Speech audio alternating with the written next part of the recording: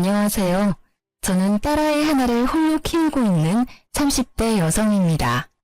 사연글 읽는 걸 스트레스의 하나로 여겼는데 제가 이렇게 사연글을 작성하게 될 줄은 꿈에도 몰랐네요.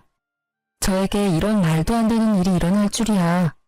그래도 이혼 과정이 잘 마무리가 되어 이제야 한시름 놓게 되어 이렇게 여러분께 제 이야기를 들려줄 수 있게 됐어요. 저와 남편은 5년의 연애 끝에 결혼한 케이스예요. 그만큼 서로의 장단점을 알고 있었기에 신중한 결혼이었지만 연애와 결혼은 다르다는 말을 실감한 결혼이기도 했죠. 저는 그리 잘 사는 집 딸은 아니지만 사회 초년생 때 부모님이 돌아가셔서 유산이 좀 있었어요. 결혼 기간 동안에는 그 부분을 남편에게 말하지는 않았죠. 왜냐고요? 남편은 돈을 너무 사랑하거든요. 일명 과시욕의 현신. 그런데 결혼하고 보니 시댁에도 과시욕의 현신이 한 분 더 있더군요. 바로 우리 시모였어요. 시모는 제가 부모가 없다는 것도 친정에 돈이 없다는 것도 무척이나 싫어하셔서 결혼을 엄청 반대했어요. 그때 그냥 관뒀어야 했는데 제가 콩깍지가 단단히 쓰였는지 그때는 그놈이 좋아서 빨리 결혼이 하고 싶었죠. 그때 나로 돌아간다면 절대 하지 않을 결혼이라는 선택. 그 선택 이후 제 삶은 180도로 달라졌어요. 결혼 직후 알게 된 그놈의 다른 얼굴은 논팽이였어요. 그리고 잡은 물고기는 거들떠도 보지 않는 쓰레기 같은 인간이기도 했죠. 남편의 그런 모습은 제가 시모와 부딪힐 때마다 드러났어요. 제일 처음 남편의 다른 모습을 느꼈을 때는 임신 전후로 그 당시 저는 간호사로 일하고 있었죠. 제가 일하던 병원은 환자가 많아 바쁜 곳이었고 매일 아침 8시부터 저녁 7시까지 일을 하고 집에 돌아가면 집안일 하기도 힘들 정도였어요. 장시간 서 있고 말해야 하고 웃어야 하고 신경을 곤두세워야 했으니까요. 신혼여행을 다녀오고 복귀를 한 날 오후 시모에게 전화가 왔어요. 예, 너 반찬 좀 만들어서 오늘 저녁에 우리 집에 갖다 주고 가. 반찬이요? 귀 먹었니? 한 번에 알아듣지도 못해.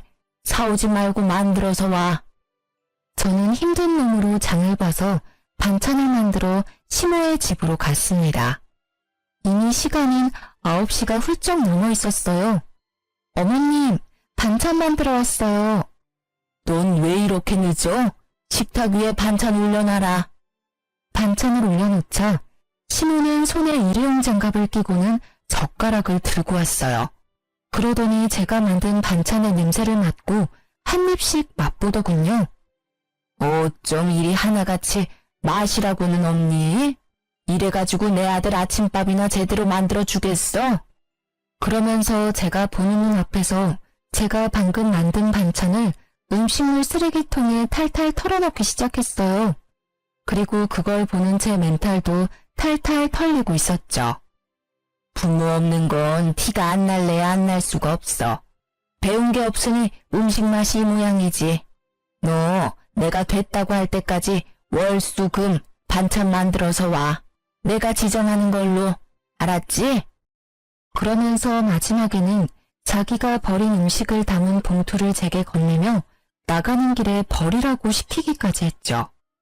정성스레 만든 반찬을 가져오자마자 내 손으로 버리는 그 기분 정말 더러웠어요. 눈물도 나고 눈물이 마르니 화가 나고 화가 가라앉으니 어떻게 하면 복수할 수 있을까를 생각하고 있더라고요. 어머님, 반찬 가져왔어요. 그래, 오늘은 닭갈비, 오이소박이, 시금치 나물이지? 시모가 젓가락을 들어 한 입 넣는 것을 보며 저는 속으로 웃었습니다. 이게 뭐니? 닭갈비가 왜 이렇게 달아? 오이소박이는 짜고 시금치는 왜 이렇게 곤죽이 됐어? 제가 종이류를 잘못 봤나 봐요. 그치만 어차피 쓰레기통에 버릴 음식 상관없지 않나요? 드시지도 않을 거 설탕 덩어리, 소금 덩어리면 뭐 어때요? 먹을 사람도 없는데. 예, 그럼 너 일부러 이랬다는 얘기니? 제가 왜 일부러 그러겠어요. 어머님이 제 음식을 일부러 버리는 게 아닌 것처럼 저도 일부러 그런 건 아니에요. 말하는 것 좀 봐. 음식 버린 게 그렇게 화났어? 그럼 음식을 맛있게 해와. 그러면 내가 버릴 리가 있겠어? 네가 못 배운 걸 왜 내 탓을 하고 난리니? 어머님도 못 배운 티가 나세요. 누가 음식을 그렇게 함부로 대해요? 음식 남기면 지옥 간다는 말도 있잖아요. 그러다 진짜 큰일 나면 어쩌시려고. 너 지금 나 타박하는 거니? 좀 기가 막혀서 네가 그러고도 며느리야?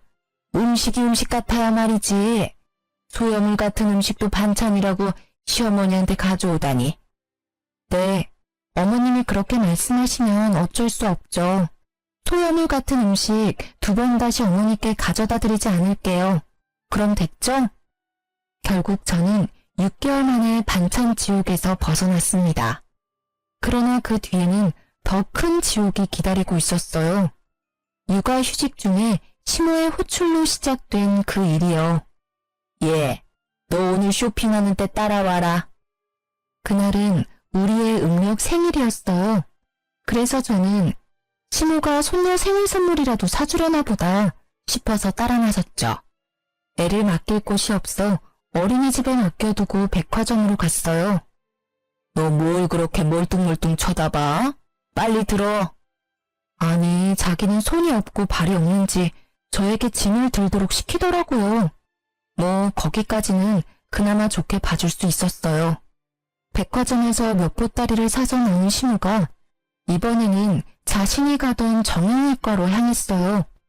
시모는 족저근막염이라는 걸 앓고 있는데 잘 낫지 않아서 정기적으로 정형외과를 방문하고 있었어요. 그런데 그날따라 한 간호사와 트러블이 잦더라고요. 저는 하녀처럼 옆에 붙어서 다니고 있었기에 시모의 과도한 요구와 간호사의 불친절이 만나 싸움판이 벌어진 것을 구경하고 있었죠. 아가씨, 여기는 왜 금액이 이렇게 비싸? 저번에 다니던 곳은 이곳 1회 금액으로 2회를 할 수 있을 정도였는데 너무 과잉 청구 아니야? 간호사는 보기 드문 미인이었어요. 한 번 보면 잊기 어려울 정도로 존재감이 넘치는 얼굴이었죠. 그녀는 시모에게 밀리지 않고 더 당당하게 말했어요. 환자분, 그러면 그 병원 가시면 되잖아요. 왜 다른 병원 와서 남의 병원이 이렇다 저렇다 떠드시는 거예요? 싫으시면 여기 오지 마세요. 그 병원이 뭔가 마음에 안 들었으니까 여기 오셔놓고 무슨 불평불만이 그렇게 많으세요? 시모 못지않은 드센 기운의 간호사는 시모를 납작하게 눌러버렸죠. 배 파랗게 어린 게 두 눈 부릅뜨고 말하는 것 좀 봐. 어른한테 그게 할 소리야? 너 내가 원장한테 말해서 여기 그만두게 만들어줄 테니까 딱 기다리고 있어. 으름장을 놓는 시모의 말에도 그녀는 내내 성의 없는 말투로 일관했고 결국 시모는 화가 머리끝까지 났습니다. 그런데 엉뚱하게도 그 간호사가 키운 불똥이 제게 튀었죠. 오늘은 저녁 먹고 들어갈 거야. 그 말에 저도 출출함을 느꼈기에 시모를 따라 안으로 들어갔어요. 그런데 갑자기 시모가 이상하다는 얼굴로 저를 쳐다보더군요. 왜 그러세요, 어머니? 넌 왜 따라와? 네? 난 너랑 같이 밥 먹기 싫어. 나도 밥 편하게 좀 먹자. 네 얼굴 보면서 먹으면 체할 것 같아서 그래. 넌 밖에서 짐이나 지키고 있어. 그 순간 진짜 손이 벌벌 떨리는 게 시모의 뺨을 날려버리고 싶은 기분을 참느라 심호흡을 몇 번이나 했는지 몰라요. 짐이나 지키고 있어라. 아우 진짜. 시모만 아니면 저도 아까 그 간호사처럼 대꾸해주고 싶을 정도였죠. 딸아이 생일 선물 사러 온 거라고 생각했는데 그런 것도 아니었고 가만 보니 딸의 생일인지도 모르고 있는 눈치더라고요. 저런 사람을 시모라고 모셔야 하다니. 그러던 중에 전화벨이 울리더라고요. 어린이집 선생님이었어요. 어머님, 저희 마감 시간이 다 되어가서요. 혹시 언제쯤 오시나요? 아, 죄송해요. 최대한 빨리 데리러 갈게요. 죄송합니다. 갈 때까지 조금만 봐주세요. 전화기 너머로 연신 고개를 숙이며 사죄의 말을 한 저는 남편에게 급히 전화를 걸었습니다. 당신 빨리 어린이집에 좀 가봐. 마감 시간이라는데 내가 가기가 좀 그래. 당신 애 보려고 육아휴직하는 거 아니었어? 지금 어디서 뭘 하고 있길래 애도 맡겨놓고 밖이야. 내가 지금 놀고 있으면 당신한테 전화했겠어? 다짜고짜 왜 나한테 화내고 난리야. 나 지금 어머님하고 밖에 나와 있거든? 당신 퇴근 시간 넘었는데 집 아냐? 나 지금 바빠. 갑자기 전화해서 데려오라 말라야. 나 안 갈 테니까 당신이 알아서 해. 자기 말만 하고 끊어버리는 남편 때문에 저는 열이 더 받았고 결국 이제 막 밥 한 술 뜬 시모에게 가서 말했어요. 어머님, 어린이집에서 마감 시간이라고 연락 왔어요. 제가 데리러 가야 할 것 같은데 괜찮을까요? 저는 최대한 정중히 물어봤어요. 설마 손녀딸 일인데 그마저도 하지 말라고 하지는 않겠지. 그렇지만 시모는 제 짧은 생각을 한참 넘어서는 상식의 소유자였어요. 네가 가면 내 짐은 누가 지키니? 그리고 나 혼자 저 많은 짐을 어떻게 들고 가? 넌 생각이 있는 애니 없는 애니? 어머니야말로 생각이 있어요? 라고 묻고 싶은 걸 꼭 참았습니다. 그리고 다시 정중하게 말씀드렸어요. 어머님, 어린이집 마감이면 선생님도 집에 가셔야 해요. 우리 애 하나 때문에 선생님 힘들게 할 수는 없는 노릇이잖아요. 그게 그 사람들 일 아니니? 바쁜 사람 위해서 어린이집이 있는 거지. 그렇죠. 바쁜 사람을 위한 어린이집이죠. 그런데 저는 바쁜 일이 없으니까 그만 가보겠습니다. 어차피 밥은 어머님 혼자서 드시고 짐은 발이 달린 것도 아닌데 알아서 잘 있겠죠. 집에 가실 때는 알아서 하세요, 그럼. 야, 너 어디 가? 짐 하나라도 없어지면 네가 책임질 거야? 당장 이리 오지 못해? 제 등 뒤에서 고래고래 고함을 지르는 시모를 모른 채 하고 저는 택시를 타고 어린이집으로 갔습니다. 택시 안에서 초조하고 미안한 마음에 눈물이 다 나더라고요. 두 번 다시 내가 저놈의 시모 믿나 봐라 하는 마음만 가득했어요. 애는 늦게까지 혼자 있어서 그런지 시무룩해 보였어요. 저는 백화점에서 딸 생일 선물 하나 사오지 못한 저를 원망했어요. 점심때 어린이집에 맡기면서 우리 딸 생일 선물 사오겠다고 말했는데 그걸 지켜주지 못해서 속상했거든요. 집에 와서 아이를 재워놓고 나니 억눌렀던 화가 차오르는 것이 느껴졌습니다. 12시가 넘어서야 남편놈이 어슬렁어슬렁 기어들어오더군요. 당신 지금까지 어디서 뭐하다가 오는 거야? 설마 술 마셨어? 그래, 술 한잔 했다. 왜? 마누라가 집에서 보라는 애는 안 보고 싸돌아다녀서 열받아서 한잔 했어. 아이고, 애 좀 데리고 오라고 했더니 한밤중까지 술을 쳐드시고 오셨어? 당신 나하고 애한테는 신경도 안 쓰지? 내가 못 간다고 이야기하면 당신이라도 가야 하잖아. 오늘 애가 시무룩해서는 그게 내 잘못이야? 따지고 보면 당신이 육아휴직하면서 집에서 쉬는 주제에 빨빨거리고 돌아다닌 게 잘못이지. 내가 어디 갔었는지는 알고나 하는 말이야? 어머니가 불러서 나갔어. 나더러 짐꾼시키고 어린이집 간다니까 가지 말라고 하더라고. 애기 생일이라 난 또 생일 선물이나 사주려나 싶어서 나갔지. 선물? 선물은커녕 사람을 식모처럼 부리는데 어떻게 둘이 그렇게 똑같아? 똑같이 무신경하고 제멋대로야. 야, 너 우리 엄마 욕하는 거야? 가만히 보면 넌 우리 엄마에 대한 존중이 없어. 엄마가 일부러 그랬겠어? 곤란하니까 그랬겠지. 네 생각만 하지 말고 다른 사람 생각도 좀 해. 아니, 저녁 시간에 어머니는 식사하러 들어가시고는 나한테는 밖에서 짐 지키라는데 당신은 이해가 돼? 나는 어머님이 일부러 그랬다는 생각밖에 안 들어. 며느리 시집살이 시키는 거로밖에 안 보인다고.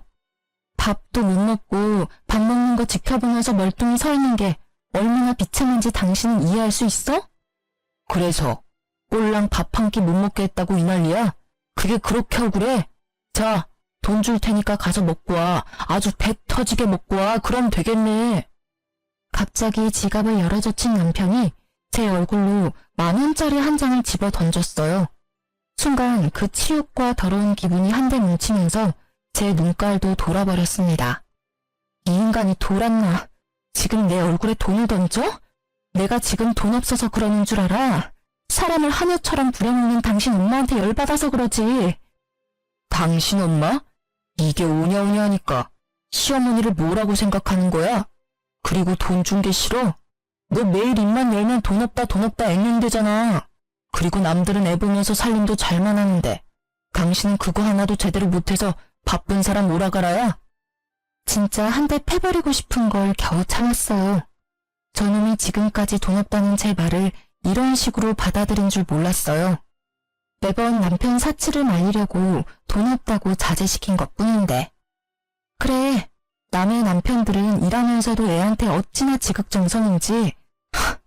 그에 비하면 우리 애 아빠라고 있는 놈은 그 와중에 자기 엄마랑 똑같이 애 생일까지 잊어버리고 바로 어제 이야기했는데 애 얼굴 보는 거 미안하지도 않니? 음력 생일이 뭐가 중요한데 양력 생일 챙겨주면 되잖아.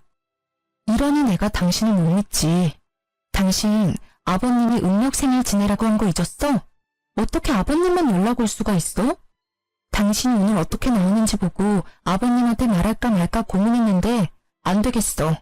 내일 당장 전화해서 이야기할 거야. 잠깐만. 그런 걸로 무슨 전화까지 해. 좋아. 그럼 내일 가족끼리 가까운 동물원이라도 갔다 오자. 우리 딸 동물원 좋아하잖아. 헬렐레 하던 남편을 바짝 긴장하게 만든 건 제가 아니라 시부였죠. 남편은 시부가 운영하는 작은 회사에서 관리직이라는 명목뿐인 직급으로 일하면서 월급을 받고 있거든요. 게다가 월급 외에도 손녀 용돈이라는 명목으로 매달 몇십만 원씩 주셔요. 몰래 저한테는 따로 용돈도 주시고요. 그만큼 시부는 며느리와 손녀딸에게 잘해주셔요. 진짜 남편놈한테 화나면 다 때려치고 싶다가도 할아버지 품에서 방긋방긋 미소 짓는 딸 생각에 내가 참자고 포기할 때도 있었어요. 제발 정말로 이제 좀 잘하자. 그리고 당신 어머니한테 말 좀 해줘. 매번 불러내시면 이번에는 진짜 아버님께 말씀드릴 테니까. 그래, 내가 엄마한테 전화해서 잘 처리할게. 잠깐만 기다려봐. 지금 당장 전화할게. 그러더니 생각이 있는지 없는지 새벽 1시에 시모께 전화를 하지 뭐해요. 저는 어이가 없었지만 시모도 된통 당하길 마음으로 막지 않았어요. 엄마는 왜 애 잘 보고 있는 주부를 불러다가 그런 일을 시켜? 그리고 애 손녀 생일을 잊고 사는 할머니가 세상에 어딨어? 이제 2번 다시 와이프 쓸데없는 일에 와이프 불러내지 마. 한 번만 더 그러면 아버지한테 이를 거야. 유치하기 이를 데 없는 아버지에게 이른다는 협박이 이 집에서만은 만능이었어요. 게다가 오밤중에 자기 엄마한테 전화해서 전화리를 치다니. 그래도 제 속은 시원하긴 하더군요. 야, 너 네 안사람 얘기 듣고 이러는 거니? 나도 걔 때문에 힘들었어. 짐꾼으로 불렀는데 휙 가버리고 결국 택시기사님이 옮겨주셨잖니? 엄마, 와이프가 무슨 짐꾼이야? 결국 목소리 큰 놈이 이긴다고 목소리도 크고 막무가내인 남편놈에게 시모가 졌습니다. 데리고 다녀서 미안하다는 말을 끝내 하게 만든 남편이 전화를 끊으며 씩 웃었지만 저는 웃지 못했어요. 아까 전에 남편이 던진 10,000원의 기억이 계속 머릿속에 남아 있었으니까요. 그래도 이때는 이혼까지 생각하진 않았어요. 양친이 없는 제게 가족은 바꿀 수 없는 소중한 것이라는 생각이 머릿속에 가득했으니까요. 그런 제게 이혼의 계기를 심어준 건 다른 사건 때문이었어요. 딱 하루 양친의 성묘를 가기 위해 남편의 차를 빌렸을 때였어요. 그날도 남편은 바쁘고 애를 봐줄 사람은 없어서 제가 아이를 데리고 가야 했거든요. 카시트가 있는 남편 차에 올라탔다가 아이가 떨어뜨린 장난감을 주워주려고 고개를 숙였는데 제 눈에 뭔가 반짝이는 게 보이더라고요. 들어 올려보니 팔찌였어요.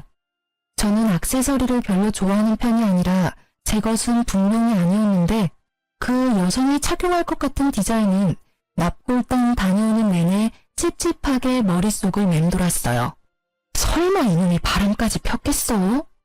아니야, 직장 동료가 회식 때 탔다가 흘린 걸지도 모르지. 고민하던 저는 정면 돌파를 선택했어요.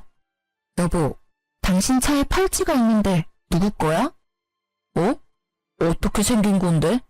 내 차에 있는 거면 엄마 거 아닐까? 생각보다 태연하게 답하는 남편의 모습에 의심이 살짝 누그러졌지만 혹시 몰라 신호의 집으로 향했어요. 남편 말이 맞다면 어머니한테 돌려주는 게 맞으니까요. 어머님, 혹시 이런 팔찌는 얼마 정도 할까요? 내가 그걸 어떻게 알아? 근데 너 팔찌 샀니? 애 보는 엄마가 무슨 팔찌야? 게다가 딱 봐도 싸구려처럼 보이는데. 하긴 너한테는 딱이긴 하네. 말 한마디 한마디에 빈정거림을 싣는 재주를 가진 시모를 제쳐두고 저는 제게 거짓말을 한 남편에 대한 찜찜함을 견딜 수 없었어요. 팔찌에 대해 알아보니 요즘 젊은 사람들이 선호하는 브랜드라고 하더라고요. 그날 저녁 저는 남편에게 팔찌에 대해 물었어요. 이 팔찌 어머님 거 아니라는데? 당신 혹시 어린 여자 맞나? 딱 봐도 젊은 애들이나 할 법한 팔찌잖아.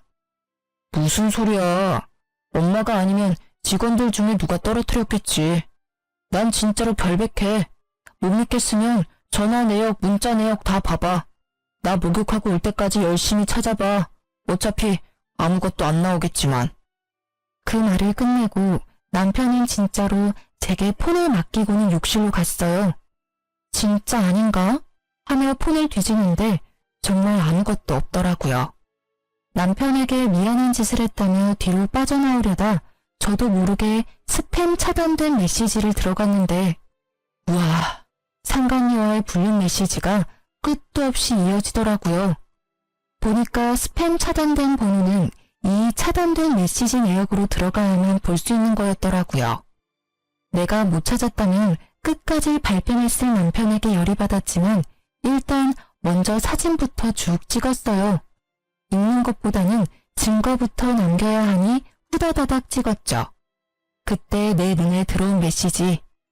오빠, 택리가 늦어져. 딱 보니 갈 때까지 간 것 같은 이 문자. 빡친 저는 사진 다 찍고 남편 폰을 원래대로 돌려놨어요. 그리고는 제 폰의 녹음 기능을 켜고 놈이 나오기를 기다렸죠. 당신 폰 진짜로 내가 뒤져봐도 돼? 정말 맹세코 바람 안 폈다고 말할 수 있어? 당연하지. 나는 떳떳해. 다 뒤져봐도 돼. 내가 허락할 테니까 마음대로 봐. 남편님의 허락도 맡았겠다. 저는 알겠다고 하고 뒤지는 신용만 했습니다. 그리고는 아무 말 없이 안방으로 가 누웠죠. 옆에서 거봐, 없지? 하며 의기양양하게 웃는 모습에 한 대 팰까 했지만 참았어요. 마지막 결정적인 한 방을 위해 정말로 영혼까지 끌어모아 참았습니다. 그놈이 출근하고 저는 바빠졌습니다. 찍어놓은 수십 장의 사진을 분석해야 해서요. 그러다 보니 주소를 찍은 문자가 있더군요. 그런데 그 문자 주소가 눈에 익었어요. 어머님이 다니는 정형외과 주소였거든요. 저는 잠시 고민하다가 정형외과로 갔습니다. 그리고 간호사들이 앉아있는 안내 데스크에서 이렇게 말했죠. 며칠 전에 요 앞에서 팔찌를 하나 주웠는데 혹시 주인이 계신가요? 제 것 같은데요. 그렇게 나서는 여자의 얼굴을 보고 저는 속으로 깜짝 놀랐습니다. 시모와 대판 싸운 그 불친절한 간호사였거든요. 저는 속으로 숨을 삼키고 확인했어요. 진짜 주인인지 모르니까 팔찌가 어떻게 생겼는지 설명해 주시겠어요? 똑같으면 제가 드릴게요. 로즈골드의 체인이고요. 꽃 모양이에요. 큐빅이 꽃에 4개 정도 박혀있고. 정확한 설명이었습니다. 저는 드디어 남편놈과 바람핀 상간녀를 잡았어요. 그러나 당장 그 앞에서 난리치지는 않았어요. 그러면 복수가 아니잖아요. 저는 그녀에게 돌려주고는 전화번호를 하나 받아놨어요. 상간녀가 제게 뭐라도 사겠다고 하길래 지금은 안 되니 나중에 제가 전화하면 와달라고 했죠. 이것도 인연인데 친하게 지내자면서요. 그리고 집에 돌아와 남편을 기다렸습니다. 그날도 남편은 상간녀를 만났는지 엄청 늦게 오더군요. 당신 바람 폈지? 무슨 헛소리야. 아니라고 몇 번을 얘기해. 그런데 어떡하지? 나는 이미 증거를 잡았는데. 뭐? 그런 게 있을 리가 없잖아. 그녀는 눈에 띄게 당황하고 있었어요. 그 모습은 틀림없는 불륜남의 불안함이었습니다. 그때 보여준 당신 폰에서 봤어. 스팸으로 차단된 문자에 고스란히 찍혀있던데 내가 못 찾을 줄 알았나 봐. 이 나쁜 놈아. 애한테 신경도 안 쓰고 늦게 쏘다니더니 바람을 펴? 이제 애가 1살이다. 당신 머리통에는 도대체 뭐가 든 거야? 애 아빠라는 생각이 있긴 해? 아, 그래. 폈다. 바람 좀 폈어. 맨날 집에서 들들 볶기는 하는 마누라한테 질려서 다른 여자 좀 만났어. 근데 그게 뭐? 내가 죽을 죄를 지은 것도 아니잖아. 솔직히 나도 당신한테 질려. 매번 우리 엄마랑 싸우고 나랑 싸우고. 나도 당신이랑 같이 살기 싫어. 이혼해. 진짜 돌았구나. 완전 갈 때까지 가셨네. 세상은 당신 같은 놈을 유책 배우자라고 해. 당신한테 유리한 점은 하나도 없다고. 그딴 거 난 모르고 딸 양육권, 친권만 있으면 돼. 어차피 당신은 경제권도 없고 아무것도 없잖아. 그러니까 당신은 애 못 데려가. 우리 딸이 황금알을 낳는 거위인데 당신이 가져가면 똥 되는 거야. 에라이 이 미친놈아. 딸을 돈 버는 기계로 생각해? 아버님이 주시는 용돈 때문에 애 데려가려는 거면 절대 못 데려가. 이혼하자고? 그래. 내가 못할 줄 알아. 이혼해. 소송 걸고 엉망진창으로 같이 싸워보자. 어? 지금 당장 어머님 댁으로 같이 가. 가서 이혼하겠다고 말씀드리고. 화가 머리끝까지 난 저는 시모 집으로 가는 차 안에서 시부와 상간녀에게 문자를 보냈습니다. 시모의 집 주소를 보내면서 지금 이쪽으로 오라고 말이죠. 갑자기 너희들 무슨 일이야? 둘이서 같이. 어머님, 저희 이혼하기로 했어요. 제가 말을 꺼내자마자 시모의 얼굴빛이 확 달라지며 눈을 반짝이더군요. 저는 속으로 웃었습니다. 남편놈의 상간녀가 누구인지 알고도 이렇게 좋아할 수 있을까요? 어머, 얘 잘됐다. 너희는 아무리 봐도 안 맞았어. 어쩜 잘 생각했어. 어머님, 안 맞아서 헤어지는 게 아니라 이 사람이 바람 펴서 헤어지는 거예요. 바람? 너 진짜 바람 폈니? 그건 곤란한데. 저는 시모가 맞받아칠 줄 알았는데 시모는 답지 않게 당황스러운 표정을 지어 보였습니다. 곤란한 게 아니라 잘못된 거죠. 어머님은 아들을 어떻게 키우셨길래 그걸 당당하다고 말하는 거죠? 얘는 말은 똑바로 해. 사람이 바람을 피우는 데는 원인 제공을 한 너한테도 문제가 있어. 제가 무슨 원인 제공을 했어요? 제가 제발 좀 여자 만나라고 이 인간한테 여자를 들이밀기를 했어요? 아니면 여자한테 우리 남편 좀 만나달라고 빌기라도 했어요? 말을 참 이상하게 하네요? 잘못은 이 새끼가 했는데 왜 제 탓을 하세요? 네 꼴을 좀 봐. 그걸 나한테 물으면 내가 뭐라고 해야 하니? 네가 이렇게 추레하게 다니니까 네 남편이 바람을 피우지. 얼굴이 못생겼으면 돈이라도 많던가. 세상에 하고 많은 여자 중에 꼭 골라도 이런 애를 골라서는 그래도 이제 헤어진다니 다행이구나. 그게 무슨 소리야? 방문이 열리고 시부가 들어왔습니다. 시부의 얼굴에 열을 받아 벌겋게 달아올라 있었고 시모의 얼굴은 새파랗게 질렸습니다. 야, 너 바람 폈어?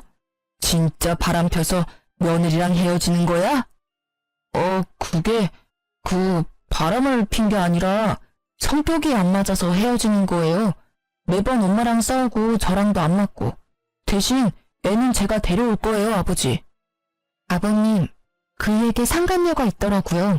이게 바람 핀 게 아니면 뭐겠어요? 그 여자랑 결혼하겠다고 저랑 헤어지겠대요.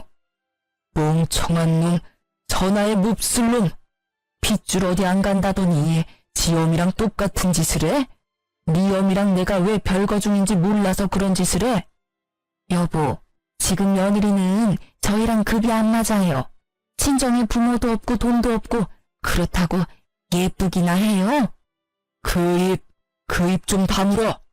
당신 그 바람기로 내가 받은 고통, 이번에는 당신 자식이 제 아내한테 그대로 저지르고 있어. 당신은 느끼는 게 없어? 그러고도 당신이 어미야? 아버지, 이 사람이 매번 어머니랑 싸워서. 내가 바보냐? 며느리한테 다 들어서 이미 알고 있다. 하나부터 열까지 네 어미와 네가 잘못한 짓을. 네 어미가 그런 짓을 저지르면 너라도 네 처를 감싸고 위로해야지. 아이고, 자식 새끼라고 하나 있는 게 모질이가 따로 없어. 이유가 어찌 됐든 둘 다 이혼하기로 한 거 그냥 허락해주고 재혼시켜줘요. 새로 들일 애는 집도 꽤 살고 애도 참아대요. 이놈의 옆했네. 끝까지 반성은커녕 불난 집에 부채질만 해? 좋아. 그렇다면 나도 이제껏 질질 끌어온 일을 해결해야겠지. 오늘부터 당신에게 주던 돈은 다 끊을 거야. 아니 여보, 그럼 저더러 어떻게 살라는 말이에요? 그리고 너, 내일부터는 다른 직장 구해봐. 내 회사에 네 자리는 이제 더 이상 없을 거다. 아버지, 일을 그만두게 하신다뇨. 한 번만 봐주세요. 뭐? 봐줘? 나는 이미 결정했다 이놈아. 이 집안의 바람으로 이런 일 일어나는 건 마지막이어야 할 거야.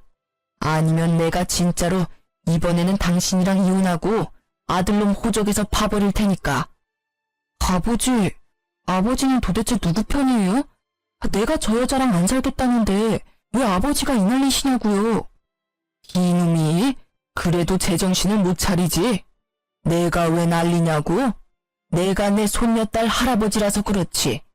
니놈한테 무슨 아빠 자격이 있어? 귀한 딸 팽개 쳐놓고 여자 만나러 다니는 꼴이 어떻게 둘이 똑같아? 시부의 분노에 찬 고함 소리가 끝나자마자 벨이 울렸어요. 저는 후다닥 뛰어나가 상간녀를 안으로 들였습니다. 제가 부탁한 순대 사오셨나요? 고마워요. 제가 순대를 너무 좋아하거든요. 자, 어서 들어오세요.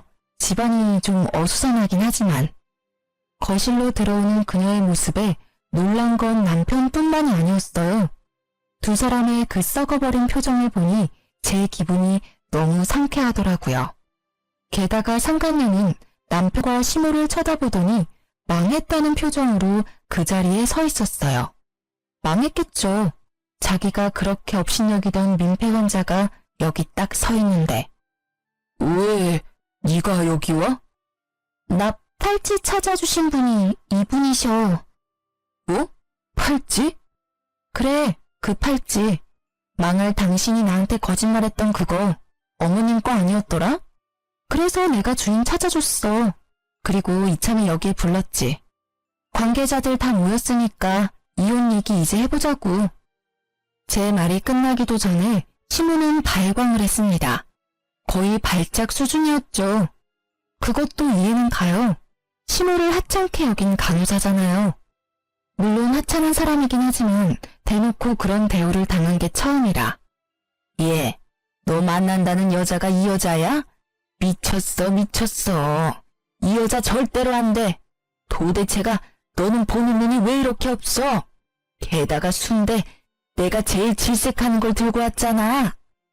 엄마가 어떻게 얘를 알아? 두말 안 해. 나는 이 애는 허락 못해.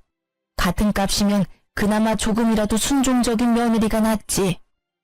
어머님, 제가 왜 남아있으리라고 생각해요? 저 나갈 건데요. 이제 와서 버스 잡아도 늦었어요. 저도 두 분한테 정이 뚝 떨어졌군요. 정말 어디 가서 이런 애들만 골라서 와? 좀 괜찮은 애를 데리고 와야 데리고 다닐 맛이 날 거 아니야. 상간녀는 잠시 주변을 둘러보는 듯 하더니 생각이 끝난 듯 말도 안 되는 말을 짓거리더라고요. 안녕하세요. 정하경이에요. 오빠와는 만난 지 1년 됐고 오빠와의 결혼을 진지하게 생각하고 있어요.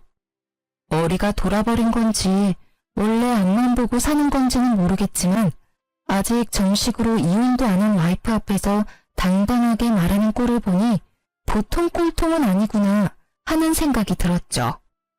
그래요? 아직 이혼도 안 한 남자랑 결혼 생각을 하고 있어요? 부인 있는 남자랑 바람 펴놓고 상간녀라 그런지 얼굴에 철판을 깔았나 봐요. 세상의 모든 상간녀들이 다 그렇죠. 전 당당해요. 상간녀이기 전에 저와 오빠는 사랑하는 사이고 그걸 맡고 있는 사람이 아줌마니까요. 애를 빌미로 매번 협박한다는데 그게 아내가 할 행동인가요? 네가 뭘 안다고 입을 나불대? 애를 빌미로 협박? 네가 좋아하는 오빠가 그리 말하든? 웃기고 있네. 이렇게 순진한 아가씨가 여기 있네. 이보세요 상간녀씨. 당신 오빠는 기본적으로 애를 안 봐줘요. 애를 빌미로 협박? 당신 오빠가 애를 무서워할 것 같아? 정작 무서워하는 건 따로 있는데? 그리고 당신도 애를 가졌다면서 애를 빌미로 합법적인 남편한테 집에 관심 좀 가지라고 말한 와이프랑 애를 빌미로 애 있는 유부남 꼬셔서 결혼하자고 하는 상간녀랑 딱 봐도 누가 진짜 잘못한 건지는 뻔하지 않아? 그만해. 하경이 하는 말 다 100번 울어.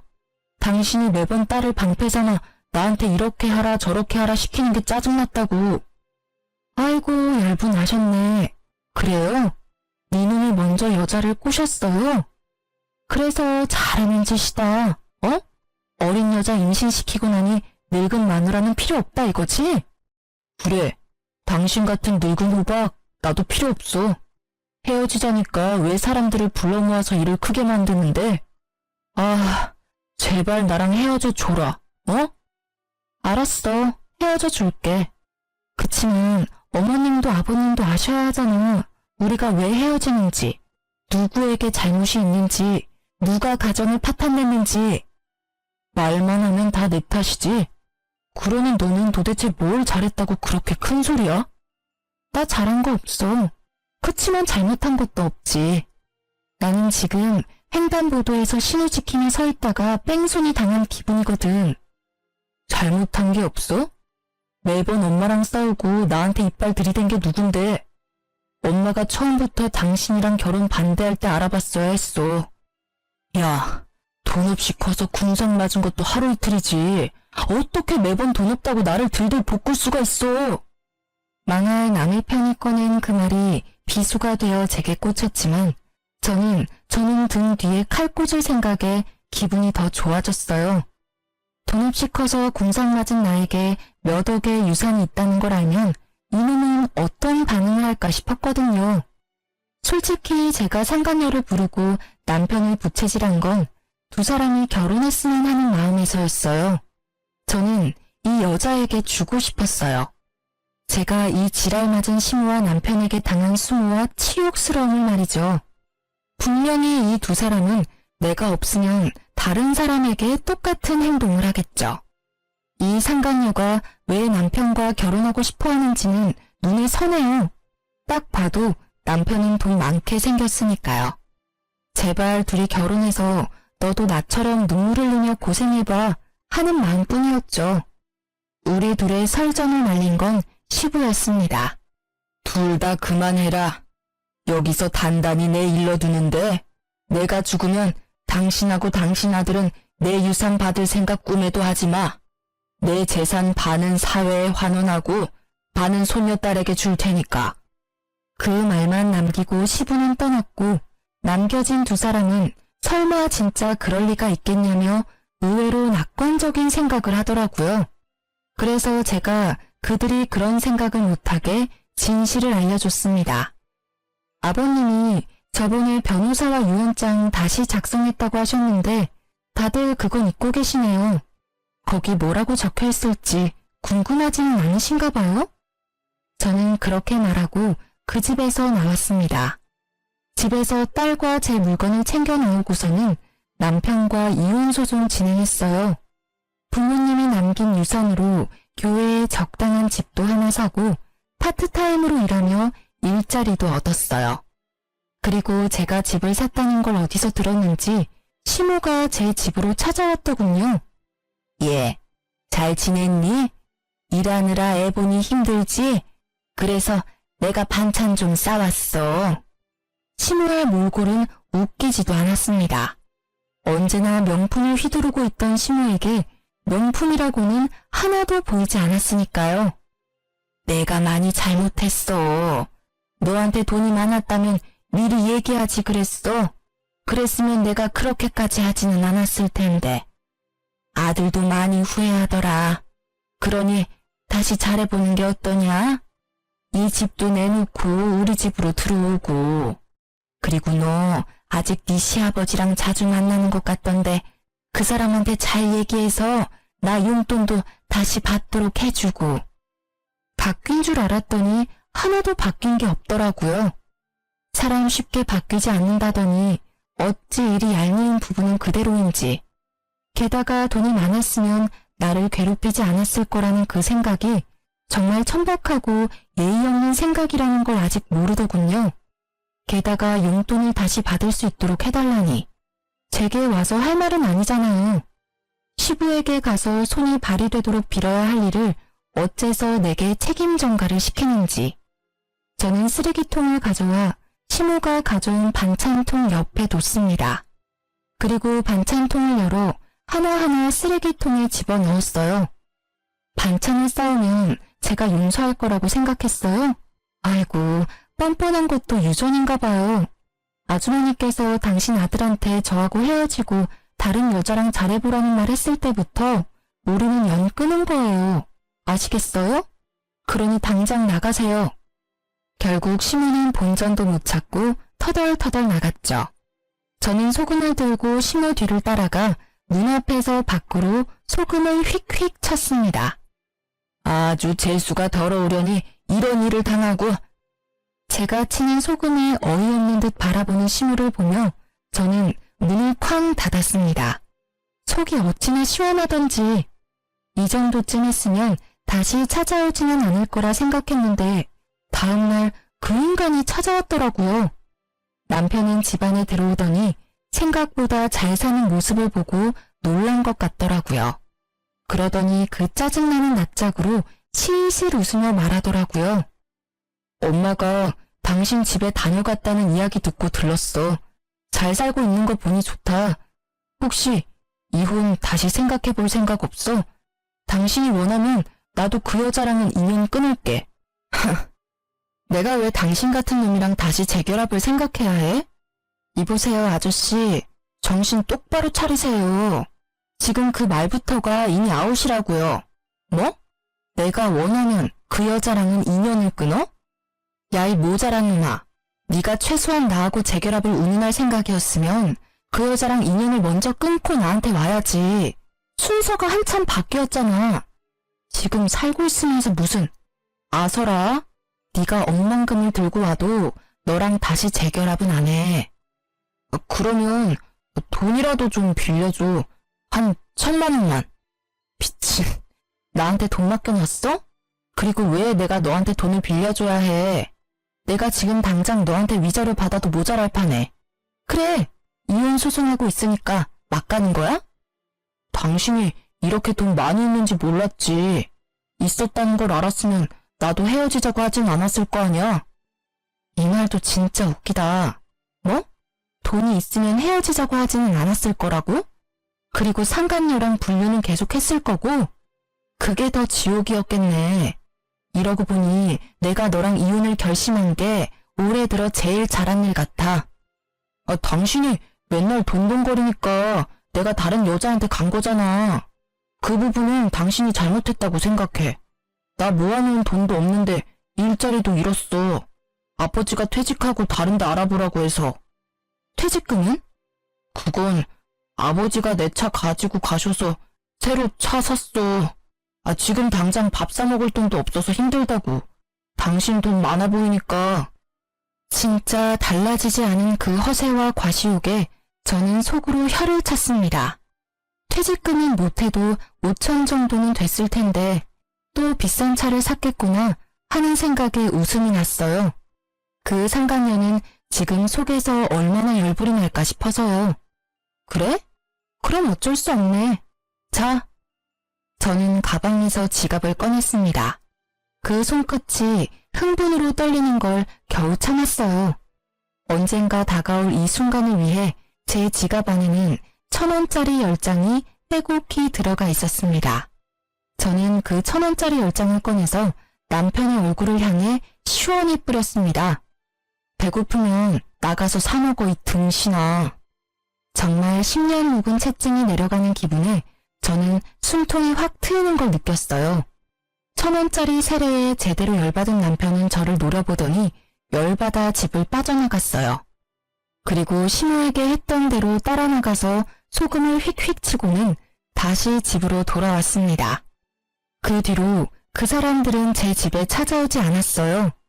그 자존심만 센 인간들에게 저희 집은 치욕과 수치스러움의 기억이니까요. 나중에 시부에게 들어보니 시부가 시모 집을 팔아버리는 바람에 상간녀와 전남편 시모가 함께 살게 됐나 봐요. 그 상간녀도 대단한 게 시부의 재력이 탐나는지 언젠가 시부가 전남편을 다시 거둘 거라는 생각 때문이었는지 셋이 같이 살기로 했다더군요. 하지만 전남편과 시모는 그런 상간녀를 저 대신 본이라고 생각했는지 하나부터 10까지 동동거리며 괴롭혔다더라고요. 제대로 빨대 꽂으려고 한 거죠. 나중에 두 사람이 빈털터리에 자기가 본이라는 사실을 뒤늦게 깨달은 상간녀가 시모 명품들을 모조리 들고 도망갔대요. 시모는 상간녀를 잡으려고 눈에 불을 켜고 돌아다니다 결국 못 잡고 집에 붙어 있다고 하고요. 전 남편은 결국 일을 시작했으나 매번 잘려서 현재는 전단지 알바를 하며 살고 있다고 해요. 얼마 전에 그 동네에 들릴 일이 있었는데 다 잃고 기력까지 잃은 시모가 처음에는 못 알아볼 정도로 늙었더라고요. 그 모습에 뿌린 대로 거둔다는 말이 생각났어요. 요즘 여전히 시부와 제 딸은 자주 만나요. 재혼 생각은 글쎄요. 지금으로서는 별 생각 없네요. 사람 일 모르는 거라고 하지만 회복에 시간이 걸릴 것 같아요. 가족이 완성체여야만 행복하다고 생각한 지난날을 반성하며 단 둘뿐인 가족만으로도 행복하게 지내고 있으니까요. 긴 사연글 읽어주셔서 감사합니다.